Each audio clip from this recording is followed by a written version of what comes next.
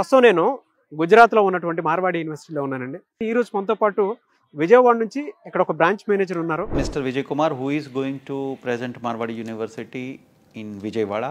So I humbly request all the students and parents, those who are from Vijayawada as well as from the nearby region of Vijayawada, they can take the benefit of our office in Vijayawada. Mr. Vijay Kumar will remain present during the office hours in Vijayawada, and he will do the counseling on behalf of Marwadi University in Vijayawada. This year onwards, we are going to launch 2+2 programs in US as well as in other European countries also, so that all information is available with Mr. Vijay Kumar. విజయవాడలో మల్బార్ గోల్డ్కి ఆపోజిట్లో MG రోడ్లో మన office ఉంటుంది.